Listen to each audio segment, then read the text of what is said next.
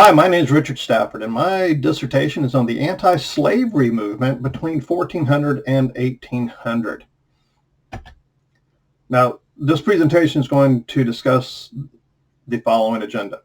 Why this topic is important, what problems does it solve, where it fits in the professional discourse for a history of the anti-slavery movement, and then just some exciting stuff, final takeaways that I have found so far in my study of this topic.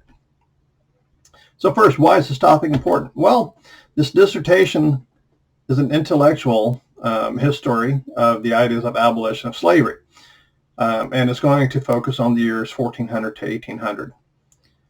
And this is an important time period because there's a lot of changes going on. You have the Renaissance, the Protestant Reformation, you see the discovery of the New World by not only Spain and Portugal, but England, France, the Dutch. So it is a great period of upheaval. And of course, this is also the time period when slavery began to disseminate around the Atlantic world. So again, since this is a intellectual dissertation, intellectual history of the idea of abolition, where did the idea come from? Where did the idea of ending slavery originate? And it's something we don't know. How did this idea change over time? And were these changes based on political thinking, religious teachings, changes to social norms? We don't know. And then what effect did the Renaissance, the Protestant Reformation, of course the Counter-Reformation, and the growth of nationalism have on the idea of ending slavery? And again, these ideas, we don't really know the answers completely.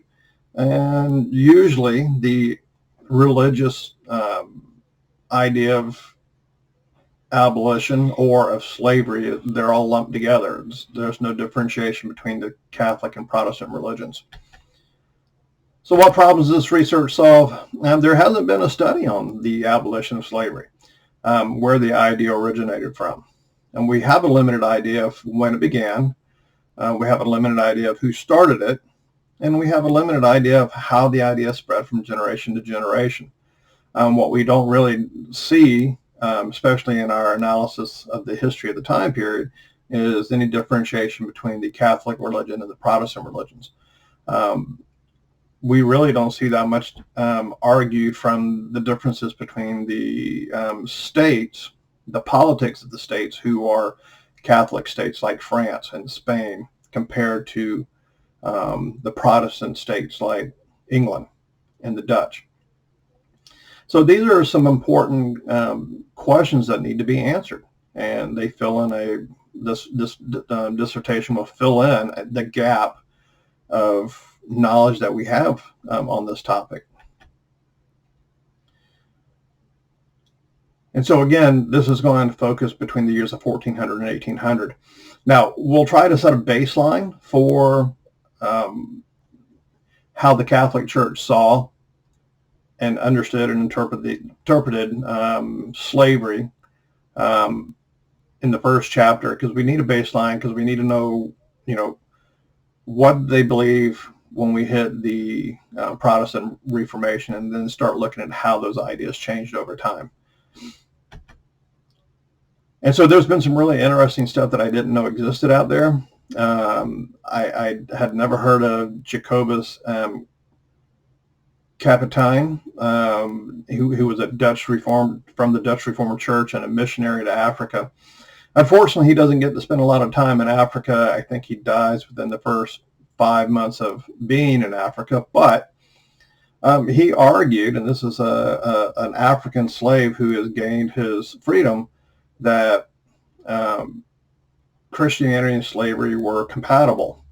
Olaudah Equiano, we've all probably have heard of him. He's an English slave who gained his freedom and wrote about his experiences.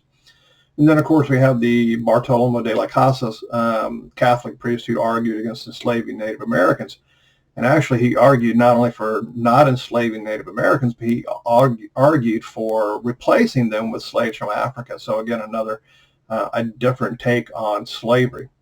So there's a lot of things that need to be sorted out as far as Again, the intellectual idea here of abolition and who believed what and what they based those beliefs on.